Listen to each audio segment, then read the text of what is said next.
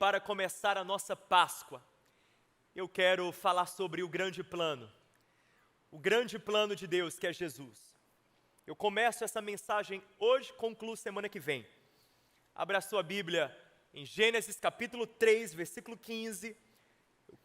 Eu introduzo com esse texto. A palavra de Deus diz assim: porém inimizade entre você e a mulher, entre a sua descendência e o descendente dela. Este lhe ferirá a cabeça, e você lhe ferirá o calcanhar. Deus tem um plano. Deus tem um plano para a minha vida, para a sua vida. O profeta Jeremias, usado por Deus, ele fala o famoso texto de Jeremias capítulo 29. Porque eu, o Senhor, é que sei os planos que eu tenho para vocês. Planos de vida, planos de esperança, planos de paz. Deus tem um plano para a nossa vida. Deus tem um plano para a humanidade. E esse plano se revela na palavra de Deus. Mas a fim de que a gente compreenda que plano é esse, como se dá esse plano, nós precisamos voltar para o começo de tudo, para a origem de tudo. Porque a origem sempre carrega respostas. Diga isso comigo bem forte. A origem sempre carrega respostas.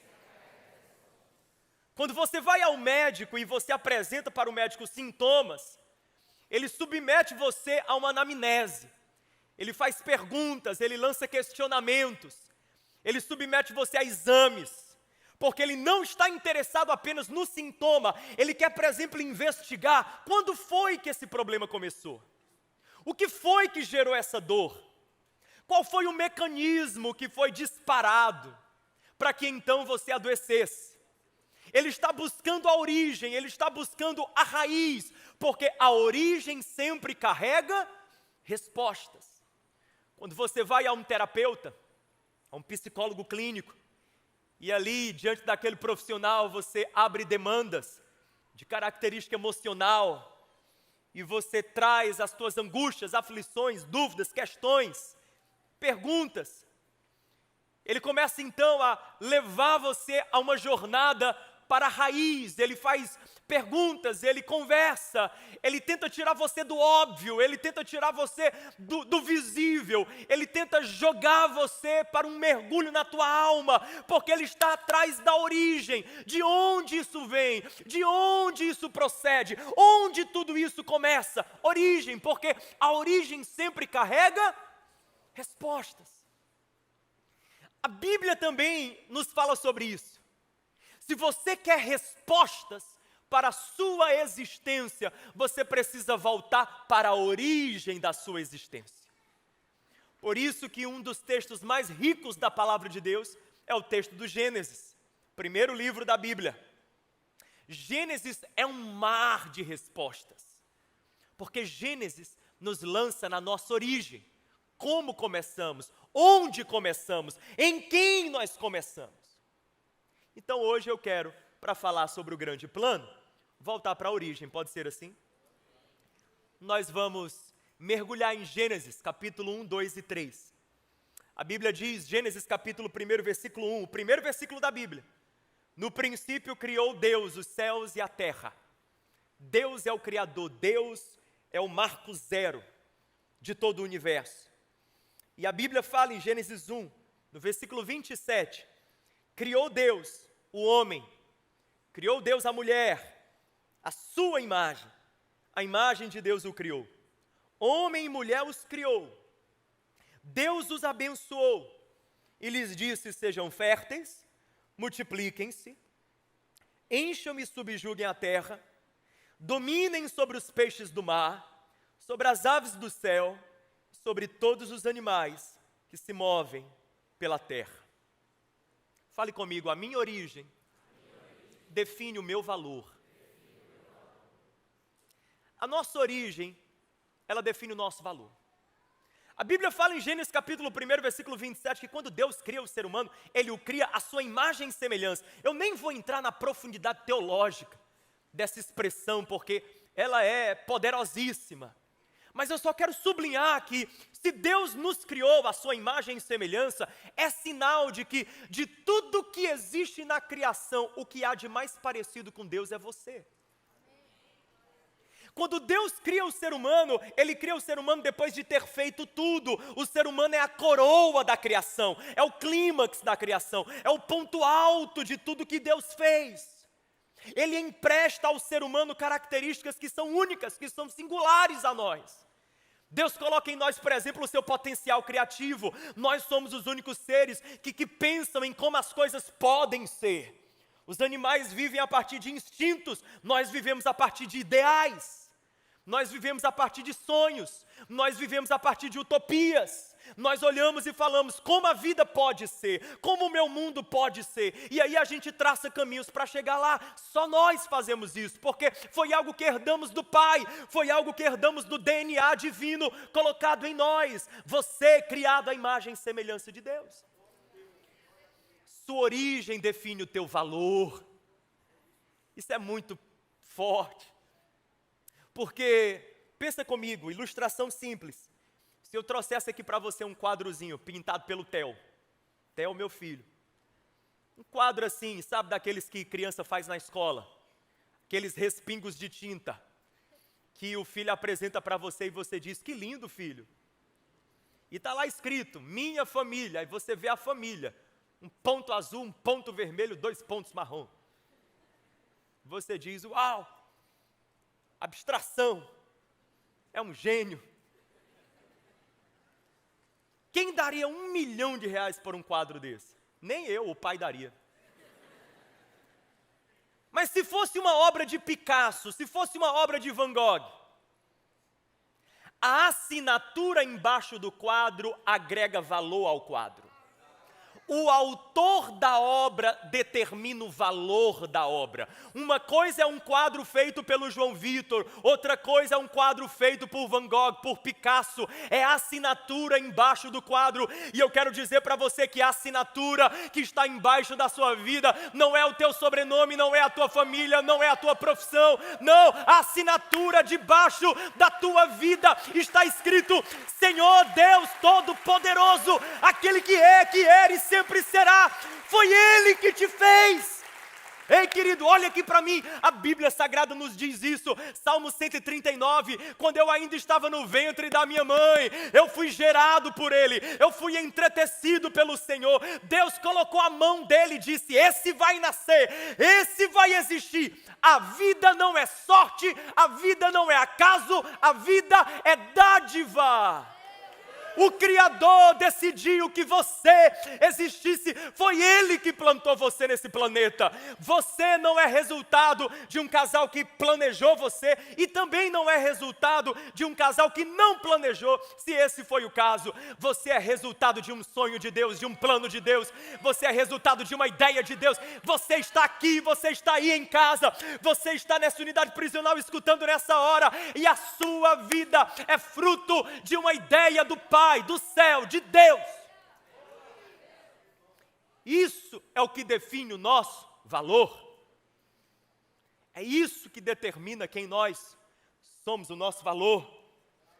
Ah, gente, o meu valor está no meu autor. Você pode dizer isso comigo: o meu valor está no meu autor. Gênesis 2, versículo 7 diz que o Senhor Deus, eu estou em Gênesis, eu estou na origem, fala comigo, a origem carrega respostas. Tem muita resposta de Deus que vai ser derramada aqui nessa manhã. A origem carrega respostas. Gênesis 2, versículo 7, o Senhor Deus formou, fale comigo, formou. Ele formou o homem. Tudo Deus criou com o poder da sua palavra. Ele disse: haja luz, houve luz. Ele disse: haja separação entre o firmamento, houve separação. Haja, houve. Mas quando chegou na vez de criar o homem, Deus não falou, Deus formou. Deus desceu, Deus colocou a mão no barro, Deus se fez artesão. A Bíblia diz que Ele formou o homem do pó da terra, Ele colocou a mão na massa, Ele modelou o homem e Ele soprou, versículo 7, em suas narinas o fôlego da vida. Você carrega um investimento adicional de Deus. E toda obra que dá trabalho, quanto mais trabalho ela der, mais valiosa ela. Você já foi naquelas feirinhas de artesanato? A moça mostra para você, tem essa toalha de 15, essa de 50. Aí você pergunta qual a diferença. A diferença é clara, querido. A de 10 eu gastei meia hora, a de 50 foi um dia todo. Foi um dia todo de trabalho. Mais trabalho, mais valor. Mais investimento, mais valor. Você já entendeu, né? Se Deus valoriza você, então se valorize.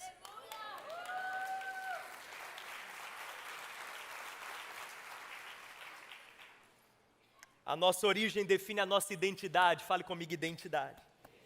Quem nós somos, porque o texto diz, eu sou imagem e semelhança de Deus, eu sou portador da imagem e semelhança de Deus. Interessante porque tem tanta gente buscando a sua identidade naquilo que é diferente do Criador. Tem gente querendo se definir por aquilo que faz, o seu papel. Eu sou pai, eu sou mãe. Olha que uma hora o ninho fica vazio.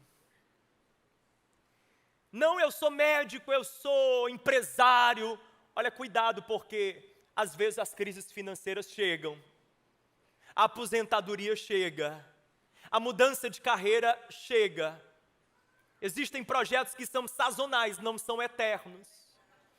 E tem que ser assim, porque a vida é feita de estações, e se a gente se apega ao que Deus quer levar, meu Deus, a gente vai se definindo por papéis, por cargos, profissões, a gente vai se deixando definir por rótulos, e aqui é uma mania dos outros em relação a nós, nos rotular.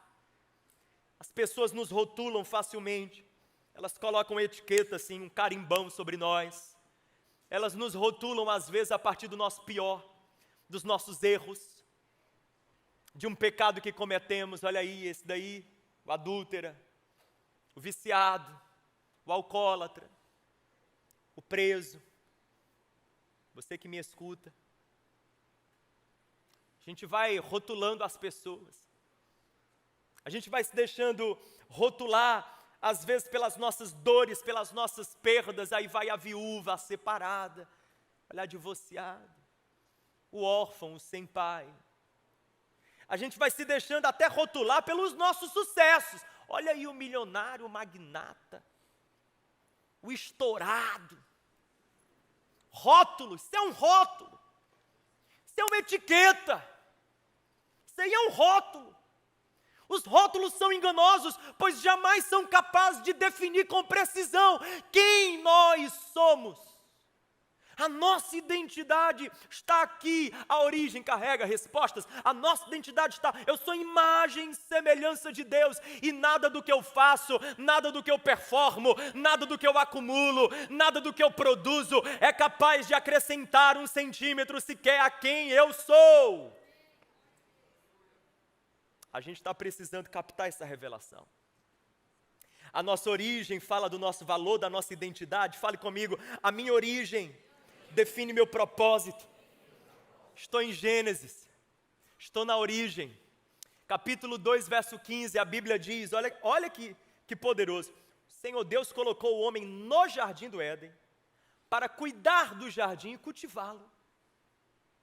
Deus não deu o jardim para o homem, Deus deu o homem para o jardim. Deus não colocou Adão e Eva no jardim para que o jardim servisse o homem. Deus colocou Adão e Eva no jardim para que eles servissem o jardim, cuidassem do jardim, aguassem o jardim, fossem jardineiros, fossem cuidadores, cultivadores daquele jardim. Pastor, o que é que isso tem a ver com propósito? Tem tudo a ver com propósito, porque Deus não te coloca em jardins para os jardins te servirem. Deus te colocou nesse jardim para você cuidar desse jardim. Pastor, explica mais, eu vou explicar mais. Toda vida voltada para si mesmo, toda vida que fica dizendo, eu quero que o mundo gire à minha volta, eu quero que todos girem ao meu redor, é uma vida fadada a sucumbir, fadada ao fracasso existencial. Toda vida voltada para si mesmo é uma existência adoecida. Você nunca vai encontrar uma pessoa egocêntrica feliz. Você nunca vai encontrar uma pessoa que vive só para ele, para ela. Uma pessoa que a grande questão da vida dela é o que é que vão fazer por mim, o que é que vão fazer por mim, o que é que vão fazer por mim. Gente que quer que tudo gire em torno dele, em torno dela. Feliz. O egocêntrico nunca é feliz. O narcisista nunca é feliz. Nunca é pleno. Porque a resposta está na origem. Deus fez a gente para quê? Para sermos cuidadores do mundo à nossa volta, cultivadores do que Ele colocou diante de nós. Você é um cuidador dessa casa, um cuidador dessa família, um cuidador dessa empresa, um cuidador desses colaboradores. Deus quer que tudo que Ele colocou na tua vida floresça, porque a tua mão está sobre. Quem está entendendo o que eu estou pregando? Deus quer que tudo ao teu redor, que as pessoas ao teu redor floresçam, que as pessoas ao teu redor cresçam, que os colaboradores da tua empresa, eles cresçam, eles voem, eles floresçam, que os teus filhos, que o teu cônjuge floresça. Por quê? Porque você está lá, porque você é o Adão que Deus colocou nesse jardim. Propósito! Deus te fez para algo maior do que você mesmo. Se você está aqui hoje, e você está vivendo só para si, liberte-se, antes que isso aprisione você. Mas também, Deus deixou claro que tinha limites. Deus falou para aquele homem, para aquela mulher, tem limites. Versículo 16 e 17 de Gênesis 2. O Senhor Deus ordenou, Ele deu uma ordem ao homem. Coma livremente de qualquer árvore do jardim. Aproveita a vida. Tem gente que pensa que Deus é o nosso cortador de barato. Que Ele sempre está ali olhando e falando assim, está gostando disso aí? É? Pois eu vou tirar, viu? Eu vou te testar. Tem gente que pensa, não foi? Tem um cantor, um poeta aí que já escreveu, tudo que é bom, que é gostoso, que é saboroso, parece que é proibido. Tem gente que tem essa compreensão, está errado. Deus diz, coma livremente, livremente. O que eu acho tremendo aqui é que eu tenho certeza, as árvores do Jardim do Éden não tinham caloria. Deus não fez dieta, Deus não deu dieta. Gente, nós hoje estamos na peleja. Negócio de lactose zero, carbo zero, não sei o que mais. Zero, Senhor! Treinando. Adão não treinava, só comia. Vai ver, o céu vai ser assim. Aí, enquanto você não chegou lá, vigia. Abre o olho, você presta atenção. Né? Você presta atenção, porque Jesus falou que a porta é estreita. Não, eu estou demais esse cu das 11. Eu chutei o pau da barraca aqui do esboço. Ele disse, mas não coma. Tem um não aqui. Não coma da árvore, do conhecimento, do bem e do mal. Porque no dia em que dela comer, certamente você morrerá. Tem gente que lê esse texto, aí diz assim, não entendo isso, uma árvore. Historinha de criança, querido. A Bíblia traz conceitos profundos e poderosos, mas ela traz na forma de uma historinha infantil, para que até a criança entenda. É a forma. Não confunda a simplicidade da forma com a simploriedade do conteúdo. O conteúdo é profundo. Não coma da árvore do conhecimento do bem e do mal. Que árvore era essa? O que ela simboliza? Quando Deus diz não coma da árvore do conhecimento do bem e do mal, Ele está dizendo, Adão e Eva, não queiram saber de tudo. Não queiram deter conhecimento absoluto, ao ponto de vocês não precisarem de mim, eu, o Senhor, o Criador de vocês. Não queiram, não caiam nisso. Porque vocês só dão certo comigo. Não queiram esse conhecimento absoluto, a fim de que vocês se tornem Deus de vocês mesmos, senhores de vocês mesmos. Não queiram ser ao mesmo tempo o jogador e o árbitro. Deixa eu, o Senhor, ditar as regras e apitar o jogo. Então é isso. Deus estava proibindo que Adão e Eva, eles pensassem que podiam ser autônomos em relação a Deus, independentes de Deus, e continuar tendo vida, paz, plenitude. Tem um texto que fala disso, Provérbios 3, versículos 5 e 6 encapsula isso. Olha esse texto bíblico, a palavra diz assim, confie no Senhor de todo o seu coração. Leia comigo o restante, vamos. E não se apoie em seu próprio.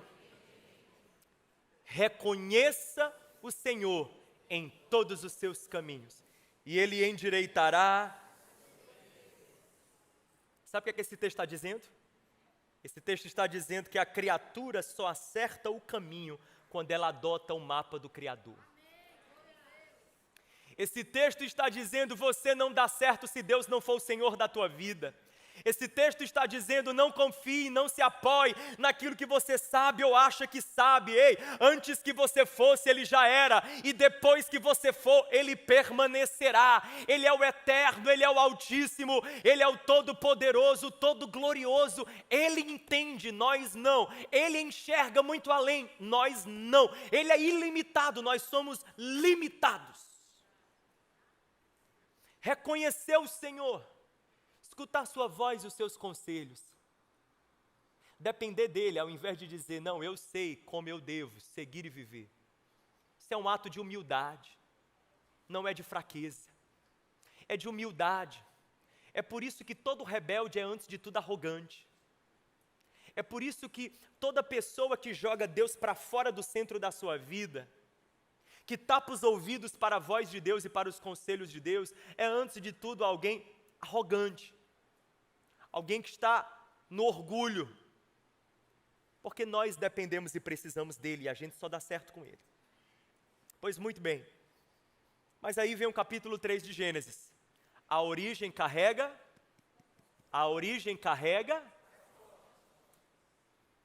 Aí vem o capítulo 3 do livro do Gênesis, quando a serpente chega naquele jardim e faz uma proposta.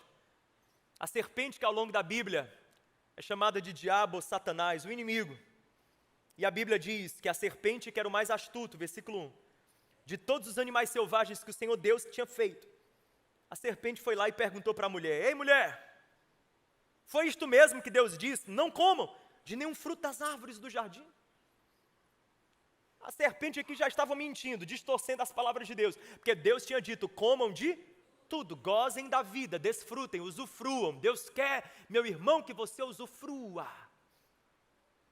Mas Ele quer que você entenda que há limites, porque uma vida sem limites não é liberdade, é escravidão da ausência de limites.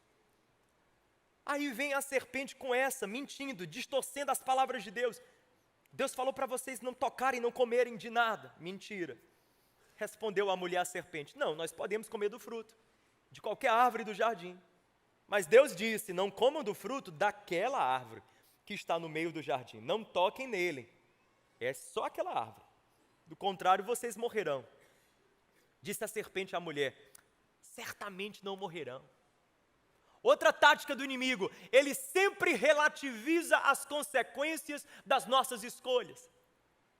Você sabe que aquela escolha não é para você, aquela decisão não deve ser tomada, mas vem aquela voz e diz assim: faz, rapaz, é bobeira, é besteira, não vai dar em nada. Olha, essa frase, não vai dar em nada. Sabe aquela frase assim: antes de abrir a cove você cai dentro? Não vai dar em nada. Está escrito às vezes assim no caixão da nossa vida: não vai dar em nada. Na lápide, aqui jaz um homem que dizia: não vai dar em nada. É sério, gente. A gente fica minimizando as consequências. A gente fica minimizando aquilo que pode acontecer. Pequenas decisões podem gerar grandes destruições. Ele está dizendo: certamente não morrerão. Vai, vocês vão, se lambuzam, se limpam, ninguém vai nem saber que vocês se lambuzaram. Deus sabe que no dia que vocês comerem desse fruto, seus olhos serão abertos, vocês serão como Deus, conhecedores do bem e do mal. O inimigo distorce as palavras de Deus, o inimigo minimiza as consequências das nossas escolhas, e como se não bastasse, o inimigo ainda vem querer mexer na nossa compreensão de Deus, na nossa compreensão dos motivos de Deus, as motivações do Senhor. É como se a serpente dissesse: olha, o motivo que Deus não quer que vocês comam desse fruto é porque o Senhor não quer que vocês sejam como Ele. Para que é que o homem queria mesmo ser alguma coisa que não correspondia ao que ele já era. Para que o homem queria mesmo ser Deus? Não bastava ser filho de Deus? É o nosso descontentamento maldito, hein, gente? É a nossa mania de nunca ficar contente com quem nós somos. É a síndrome de Adão. E ao invés de buscar ser a melhor versão de quem eu sou, querer ser uma cópia barata de alguma outra coisa. É forte, hein? Quando a mulher viu que a árvore parecia agradável ao paladar, atraente aos olhos, desejável para dela se obter discernimento, ela foi lá, tomou do fruto, comeu, deu ao marido, que comeu também, porque Adão, meu amigo, sabia, mulher a gente obedece.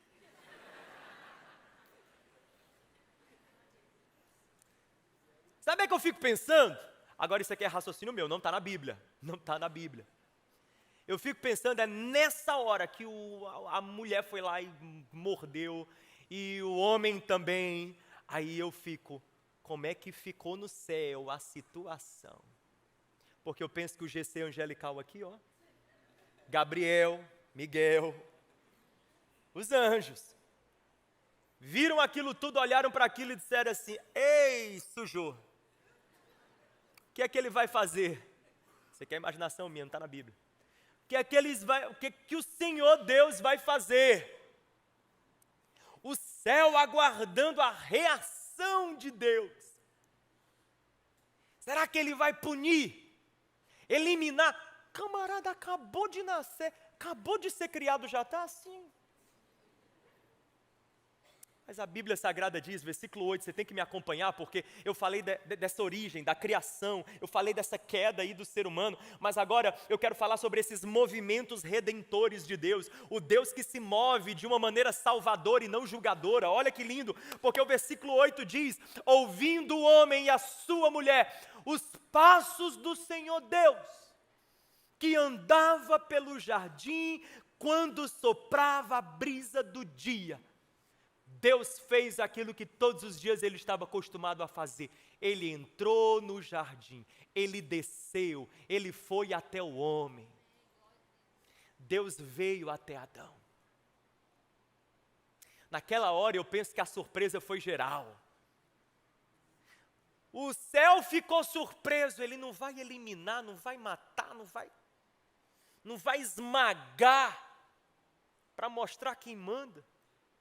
A surpresa de Adão também, que quando ouviu os passos do Senhor, logo fugiu, se escondeu e se cobriu. Porque a graça surpreende, a misericórdia surpreende. E quando eu vejo esse Deus que foi até Adão, Deus começa a me ensinar aqui, que só existe redenção para mim e para você, porque Deus decidiu vir na nossa direção. E eu quero dizer mais, eu quero declarar essa palavra, o mesmo Deus que entrou no jardim do Adão, o mesmo Deus que entrou naquele jardim, aquela vida bagunçada, no caos de Adão e Eva, é o Deus que continua entrando no nosso caos, entrando no nosso jardim, vindo até nós, quando nós menos merecemos e mais precisamos. É aí que o Senhor faz os seus passos serem ouvidos por nós. É aí que Ele marca presença. Se tem alguém aqui nesse lugar, e você sabe do que eu estou falando, tem escolhas desajustadas em sua vida, decisões equivocadas, tem um jardim caótico, bagunçado, eu quero dizer para você, Deus está entrando no seu jardim, Deus está vindo na sua direção, Deus está com a sua graça, visitando você. Gente, eu fico pensando, porque o pecado humano, o nosso pecado, essa atitude de comer do fruto da árvore do conhecimento do bem e do mal. Porque eu aprendi que existe o pecado e os pecados. Pega essa lição. O pecado é a raiz de tudo. O pecado é essa atitude humana de querer ser o seu próprio Deus, o seu próprio Senhor. É essa atitude humana de comer da árvore do conhecimento do bem e do mal. De dizer, eu sei de tudo, conheço de tudo. Serei orientado pelo meu eu acho, e não para aquilo que Deus diz. Essa atitude humana de arrogar para si independência, autonomia em relação a Deus. Não preciso de Deus. Isso aí é o pecado. O que decorre dele são os pecados. Os pecados, as atitudes, as escolhas, isso aí são os pecados, P minúsculo. o mentir, enfim, você sabe. Mas o pior disso tudo é o que a gente vai perdendo no processo, porque eu entendo, eu compreendo, e você há de concordar, que a pior consequência do pecado em nossas vidas é o que ele rouba de nós, porque o pecado sempre rouba. Sempre rouba. Por exemplo, a identidade. Eu cito só dois, poderia citar vários, identidade e vida, mas olha, o pecado sempre rouba. Identidade. Quando o pecado vai se estabelecendo em nossas vidas, quando vivemos a revelia dos princípios de Deus para nós, a gente vai se tornando uma pessoa que nós não somos. A gente vai se tornando um ser que nós não somos. Daqui a pouco a gente está se olhando no espelho e não está mais se reconhecendo e fazendo a seguinte frase: no que é que eu me tornei? Porque ele vai mexendo na nossa identidade, ele vai roubando a nossa verdadeira identidade. Ele vai roubando a nossa identidade de filho amado, ele vai roubando a nossa identidade de imagem e semelhança do Pai, ele vai roubando a nossa identidade de templo do Espírito, ele vai roubando de nós essa identidade de sal da terra, luz do mundo, ele vai removendo, ele vai roubando também, claro, a nossa paz, porque ninguém que está sem conexão profunda com o Criador tem paz profunda, porque a primeira paz que alguém precisa ter é paz com Deus. É paz com o Criador. Vai roubando de nós uma harmonia interior que só Ele traz. Vai roubando uma conexão que a gente sente uma falta, uma saudade. Nada preenche, ninguém preenche. Você pode estar rodeado de amigos, mas aquela presença continua sendo a mais importante. E você se sente longe dela, afastado dela. Vai roubando de você aquela sensibilidade ao Espírito Santo. Você vem em um culto como esse, olha para a direita, tem gente adorando, olha para a esquerda, tem gente louvando, e você mesmo está tão frio, tão apático. Ele vai roubando de você essa sensibilidade, vai roubando de você propósito. Você começa a viver por coisas tão pequenas, tão banais, tão temporais. Quando a cabeça repousa ali no travesseiro, você diz: e aí? Quando o tempo passar e tudo for, o que é que de mim vai ficar? Que propósito eu tenho? Vai roubando de você, roubando de você, roubando de você, roubando de você a capacidade de ser quem o Pai te criou para ser. Vai roubando, vai roubando.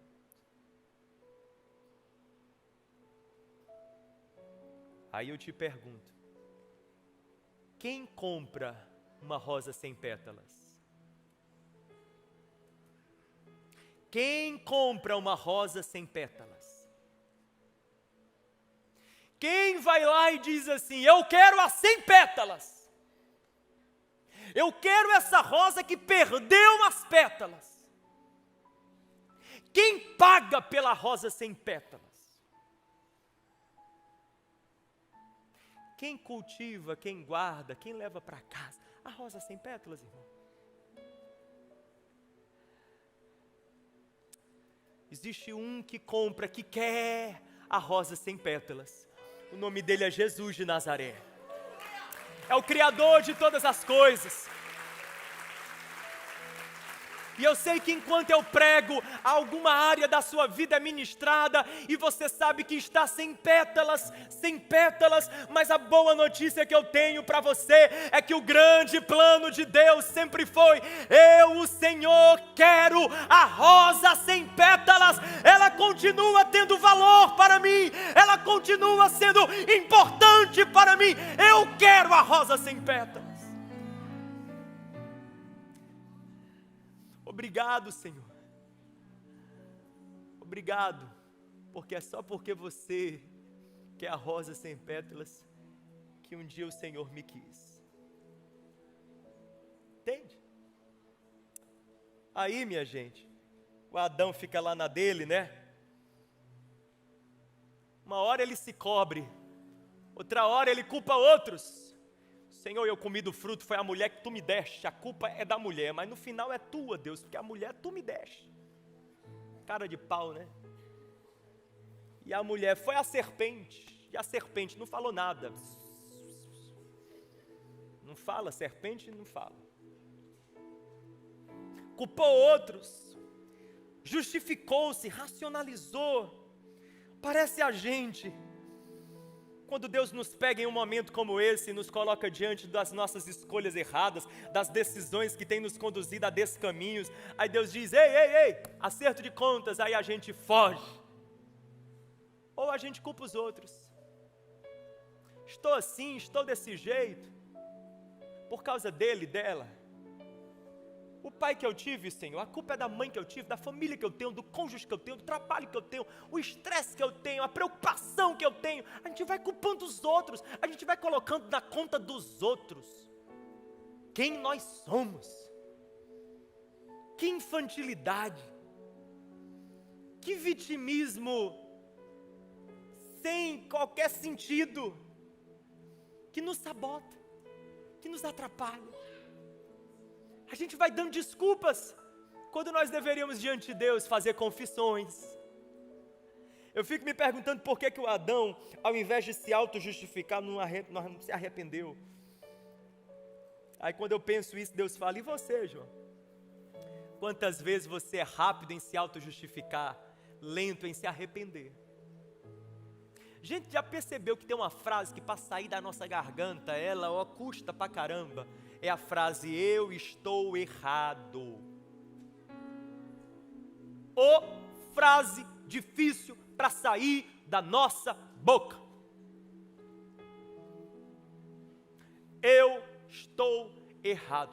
Principalmente para sair da nossa boca, quando ela tem que ser dita para alguém a quem nós não devemos nada. Dizer para um filho, desculpa, perdoa o papai, eu estou errado. É difícil. Dizer para uma pessoa, numa fila, em um lugar, em um ambiente, desculpe senhora, eu estou errado. Falar para quem divide o teto conosco, eu estou errado, ponto final. Dizer para Deus, se jogar de joelho, dizer, Senhor, eu que estou errado. Meu querido, as tuas fugas te escravizam. A sua altivez, a sua dificuldade de se submeter ao Senhor e confessar o que está quebrado, as pétalas arrancadas, isso aí está atrapalhando você do grande plano dele, em romper na tua história. Nessa manhã, se ajoelhe e com o coração quebrantado diga, Deus, eu estou errado. Sem mais, sem vírgula, sem porém, sem um todavia, sem um calma aí, contudo, Senhor, não.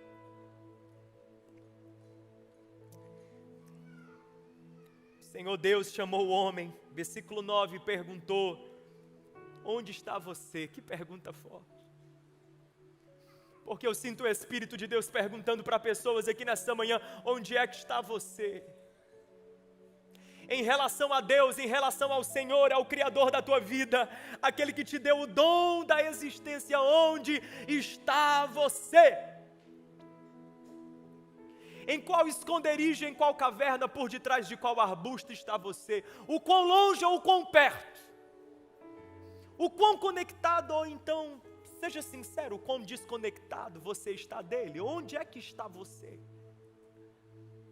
Perguntou o Senhor para Adão, está perguntando ele para você. Deus não pergunta porque não sabe, Deus é onisciente. Deus, quando pergunta na Bíblia, é para nos dar a chance de uma autoanálise. Porque Ele sempre sabe. Ele já sabe.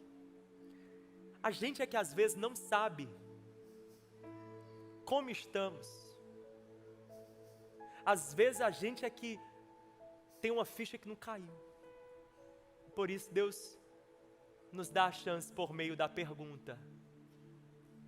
Onde é que está você? Deus, no versículo 24, expulsou o homem e o colocou para fora do jardim. Colocou a leste do jardim do Éden querubins, uma espada flamejante que se movia, guardando o caminho para a árvore da vida. É fato que o Senhor diz, a partir do verso 14, as consequências que o erro de Adão produziria. Consequências sociais, cósmicas, psicológicas, dores e sofrimentos. Quando a gente anda na contramão do grande plano de Deus, não tem como. É feridas e marcas que a gente colhe. E ele expulsa o homem do jardim não como punição.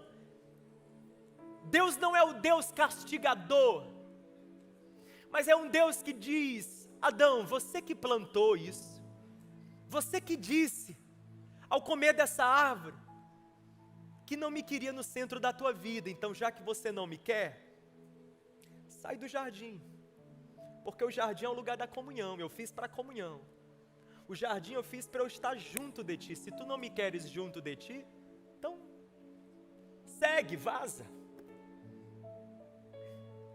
Deus tem essa mania, viu? A mania de nos dar liberdade. Liberdade. Inclusive quando a nossa liberdade nos afasta dele. Mas é porque somente seres livres, livres para se afastar, podem verdadeiramente, genuinamente, amar. Deus não quer você com Ele por obrigação, Deus quer você com Ele por convicção. Deus não quer você com Ele na coleira, Deus quer você com Ele atraído e aliançado por laços de amor. Ele expulsa o Adão lá do jardim, coloca uma espada flamejante, esse detalhe é importante, uma espada, guardando a árvore da vida. Ora, por quê? Porque um homem agora perverso e iníquo, se ele comesse da árvore da vida, ele se tornaria eternamente perverso. Ele precisava de redenção antes de provar da eternidade. Mas no meio disso tudo, minha gente, Deus não despede o homem de qualquer forma, Ele despede o homem vestido. No verso 21, o Senhor Deus fez roupas de pele e com elas vestiu Adão e sua mulher. O homem foi expulso, mas foi expulso vestido, foi expulso coberto. O Antigo Testamento é a história de como Deus veste um homem pecador, como Ele cobre, como Ele faz um paliativo. A lei de Moisés foi um paliativo.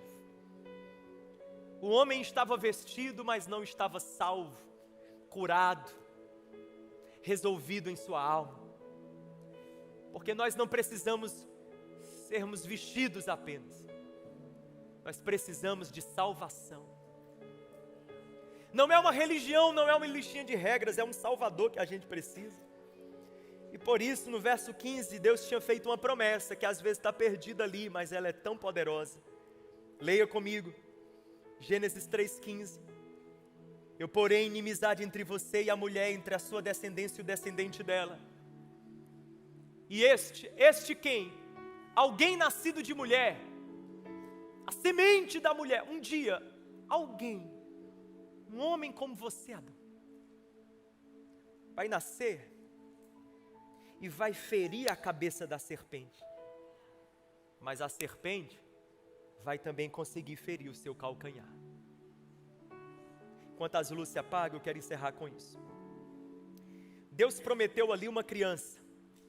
E toda a Bíblia, de Gênesis até os Evangelhos, é a história de como Deus trouxe para a história a criança prometida no jardim.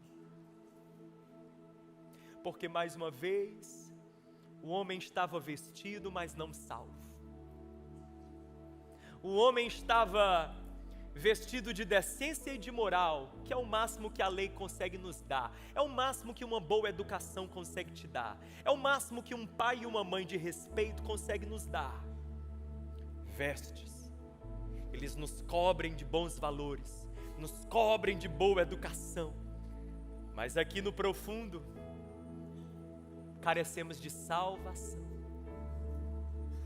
Mas Deus tinha prometido a criança lá no jardim, a semente da mulher, que pisaria na cabeça da serpente, que em definitivo venceria o poder do mal e das trevas, e nos resgataria de volta para o jardim, para o lugar da comunhão. E Deus, que não é homem para mentir, nem filho do homem para se arrepender, cumpriu.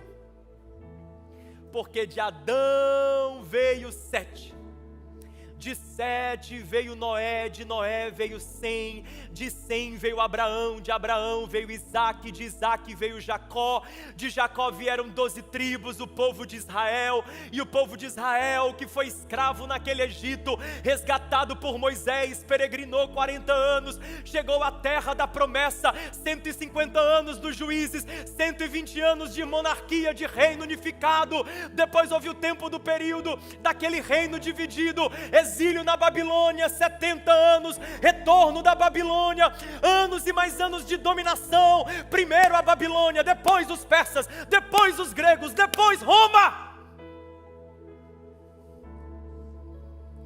Até que uma adolescente em Belém recebe a visita de um anjo, dizendo: prepara-te, mulher, prepara-te, porque o ente santo te envolverá, e você conceberá uma criança, e ele será chamado Emanuel, Deus conosco.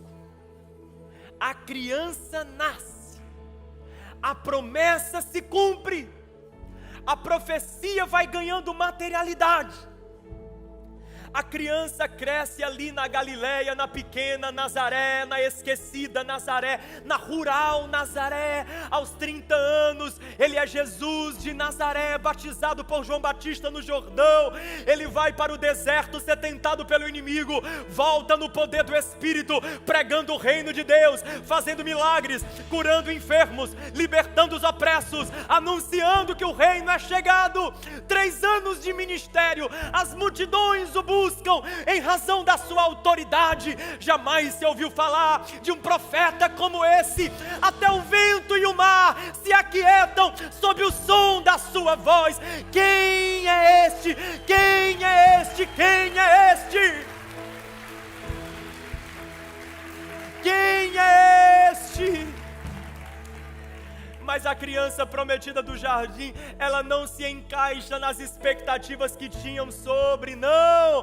Ele é um Jesus que prega libertação em um mundo viciado em escravizar, então não combina. A serpente lhe fere o calcanhar, ele vai para aquela cruz. É Pilatos quem aprova, é Caifás quem aprova, é o Sinédrio quem aprova, mas a mão do Pai estava escrevendo a história. Era a mão do Pai escrevendo a história. Ele sobe no alto daquela cruz, ele diz: Pai, perdoa, eles não sabem o que fazem. Ele dá o seu último suspiro em tom de intercessão, ele se entrega ao Pai, derrama seu sangue, seu corpo é levado para o sepulcro comprado por José de Arimateia. Ele é colocado naquela tumba, e ao 3º dia as mulheres vão procurá-lo. As mulheres vão atrás de um corpo morto, elas vão atrás do seu Senhor. Chegando ali, a pedra estava removida, anjos estavam naquele lugar, e os anjos dizem: mulher, por que vocês procuram entre os mortos aquele que vive? É Maria Madalena quem ouve a voz dizendo Maria, e ela se volta para ele e diz: Rabone, mestre, e ele diz: Maria, vai anunciar aos meus que eu estou vivo. A serpente lhe feriu o calcanhar, mas a criança, ao 3º dia, pisou na cabeça daquela serpente. Não é o que é o plano, é quem é o plano. Quem é o plano? O plano é uma pessoa. O plano é aquele que é chamado Deus forte, Pai da eternidade, Príncipe da paz. O plano é aquele que o céu canta dizendo: digno é o Cordeiro de Deus que foi morto e reviveu. O plano é o leão da tribo de Judá, é a raiz de Davi, é o rebento de Jessé. O plano é aquele que é chamado Senhor dos senhores, Rei dos reis, o Filho de Davi. O plano é Jesus, é Ele o plano.